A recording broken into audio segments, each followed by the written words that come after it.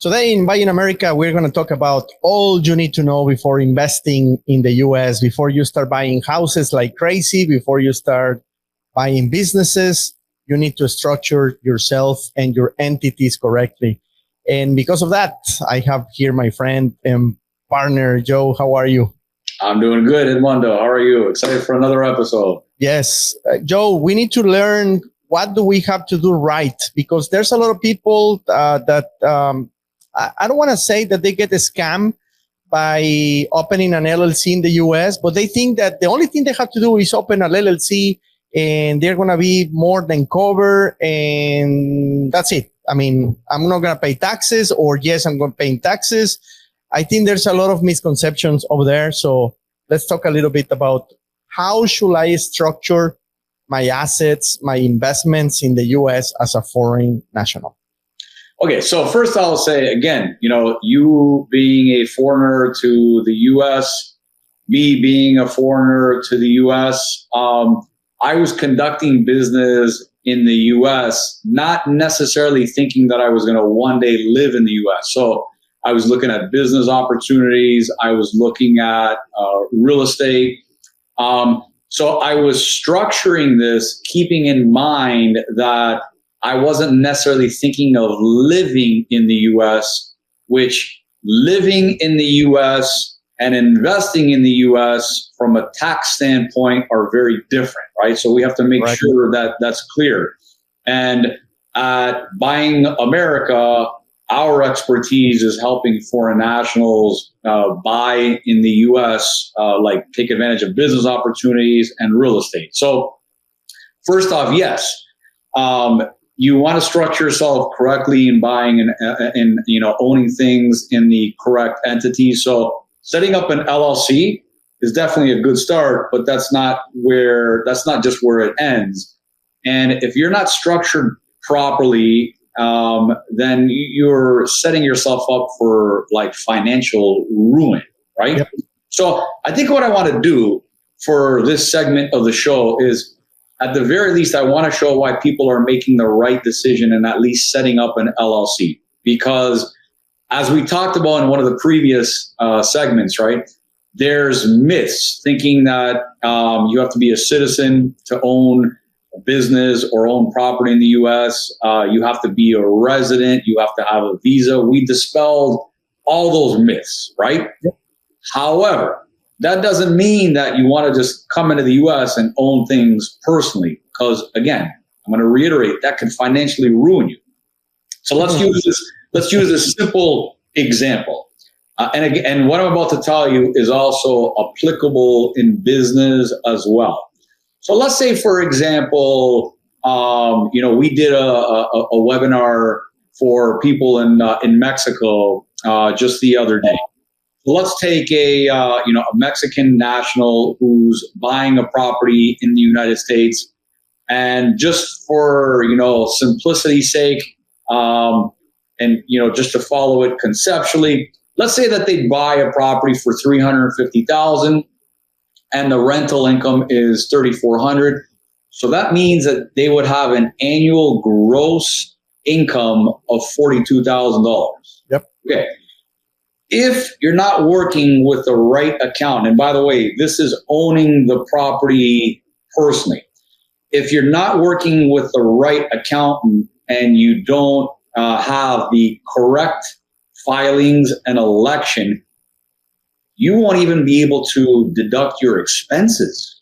Yeah. Imagine that. Number two, if you own the property personally, then automatically there has to be a 30% withholding of tax.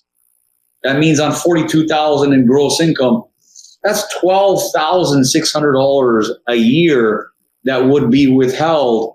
And that doesn't even necessarily mean that you profited. That's just a withholding right off the bat. So you don't get to take advantage of depreciation. If done incorrectly, you won't even be able to take advantage of expensing your property taxes, your maintenance, your insurance, all that kind of stuff. Yes. Now, here's the kicker. here's where I think this really shocks people hearing this for the first time. And again, I'm going to tell you, this is as applicable to owning a business in the United States personally as it is to owning a property personally. Now, you don't even get to take advantage of the foregoing of estate tax in the U.S. So check this out. And there's a lot of people that is scared about estate tax. I mean, they always ask me, Edmundo, what is going to happen if I die? My kids will have to pay a lot of taxes. Oh, let me tell you. I think this is if you think it's punishment enough to not be able to depreciate, right? So like literally thousands of dollars that you're going to pay an additional tax just because you own it personal versus the LLC. But now as a foreigner, okay, on an acquisition of $350,000. Now you got to remember, this is after tax dollar. It's $350,000 that is yours. It's your principal. Yep. You pay tax on that money. Now you're buying a business or you're buying a property. You're paying. You're exempt $60,000, but then you're paying 40% estate tax. Yeah. Can you imagine on money that's already yours? Pretty much not even the profit, more than the profit that you can make in a house nowadays. And so we're not at this point. This is based off of the U.S. estate taxes based off of fair market value. So let's just say that you buy that business for $350,000, or you buy that property for $350,000, and then it's in your personal name, and then God forbid a week later you pass away. Your children, the heirs to your estate, they have to pay 40% in an estate tax on the fair market value. So not only do you buy this business or property for $350,000, but now you got to give the IRS 40% in an estate tax, and then take the difference. So like a week later, that's how much of a significant loss you could have. So the financial ruin is just astronomical. Yes. Because it's not correctly set up from the very beginning. It's just, it's mind-boggling. Mm-hmm. Exactly. And there's a lot of people that have that fear when they want to invest in the U.S. They are like, the only concern I have is that if I pass, I have to pay this crazy amount of money in estate tax, or not even me, my kids, of course, and that's something that, of course, it can be structured in a different way, so you can avoid first paying taxes by expensing your house, as you were saying. A lot of people do not even know about the cost segregation analysis, for example, which is a great tool, a great strategy to avoid paying taxes. And actually, it can help you grow your assets by not paying taxes legally. But since this is something that does not exist in Mexico, for example, or Latin America, or maybe Europe, it's something very American, I will say. People do not know it. They don't use it. And of course, there's a great advantage by preventing the payment of taxes every year. And that's a great strategy. Plus the state tax. So I think people have to know that there are better ways to structure the investment that you're going to do in the U.S. as a foreign national, so you can prevent these kind of taxes. Yeah. And I mean, just off of that simple example, like, as a foreigner, you have, just to clarify the numbers, as a foreigner, you have, 60,000 exemption. So you're paying, on that example, you're paying a state tax on 290,000. So if you do the math, 40% of that, I mean, still you're paying over $100,000 to the IRS on money that was already yours. Like, think about how crazy that is. And that's only because you made the simple mistake of owning it in your personal name as opposed to the LLC. And to watch, like, how subtle and how simple this is to avoid. As again, we were doing that webinar for our friends in Mexico.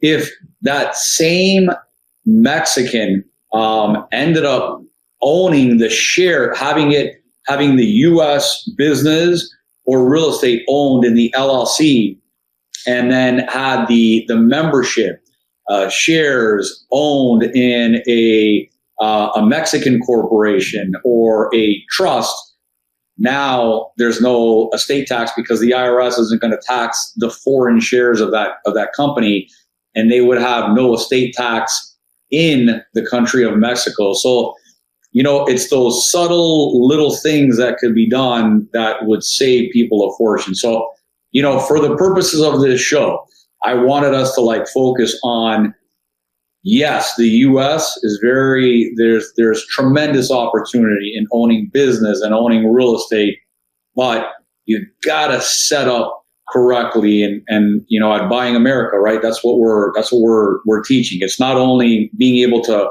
partner in business and in real estate with us, but we'll also educate you on how to set up your entities correctly, because it's unbelievably important.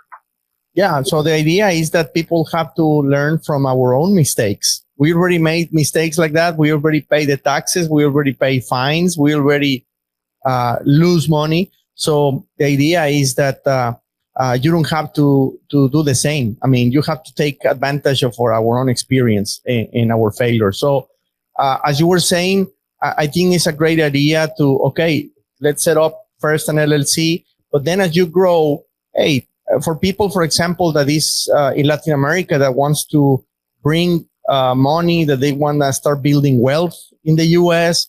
or diversify their wealth, you can also put another layer of protection by putting a trust. And now you're saving some taxes, you are saving the estate tax, and also you can transfer, of course, your wealth to your kids way easier by doing that. If people might say, no, I don't want a Mexican corporation to own my LLC. Okay, fine. You can create a trust, and that way you can structure yourself in a better way, right? Yeah. No, 100%. So I think, in this segment here, it's important for us to be able to, as foreigners ourselves, and being able to relate to foreigners, just really stressing, how important it is to structure correctly. And it's not just, I'll tell you, it's unfortunately, this part of it, the U.S. is one of the most litigious countries in the world, right? So for as much as there is opportunity, and I've always taught, it's one thing to learn how to build wealth, but then it's another thing to understand how to protect and preserve the wealth that you've built, right? So what we've been talking about is the financial ruin that someone can have just by simply either making the incorrect election, if they do own the asset or business personally, and or how they're much more suited to own it in an LLC. But I'll tell you, here's probably equally as important of a reason to make sure that you're set up properly is, as I just said, being in one of the most litigious countries in the world, asset protection. If you own the stuff personally, now you're exposed to personal lawsuits. And I mean, that's a whole other conversation that, it's just bottom line at the end of the day, you don't want that exposure to that type of liability. So setting up where you have that shield between yourself and an entity that owns the business or the real estate for asset protection and asset preservation, that is equally as important as the tax side of it. So I know we've given people a mouthful and a lot to absorb, but, buying investing, growing, and then protecting is just as important as part of the formula for wealth building.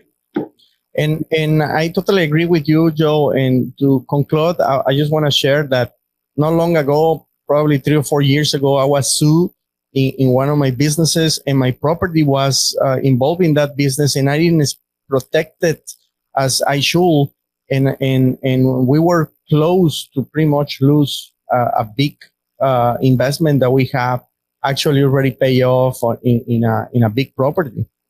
Just because of a lawsuit, because of an accident. So things can happen, and we have to be protected. As you said, it takes us years to build wealth. We can lose it all in a few hours if we don't do it right. So I think it's very important, as you were mentioning, to structure yourself correctly so you can take advantage of the tax system in the US, which has a crazy amount of benefits. But at the same time, once you build the wealth, you have to protect it. You have to preserve it. So thank you, Joe, for sharing this. I think it's very important for the people that wants to invest as a foreign, people that wants to move investing here in the US. And I think, as I always said, they have to learn from the experience of somebody like us that already went through that. So very important to share, and happy to be here in Buy in America. All right. Let's keep going. Thank you, Joe.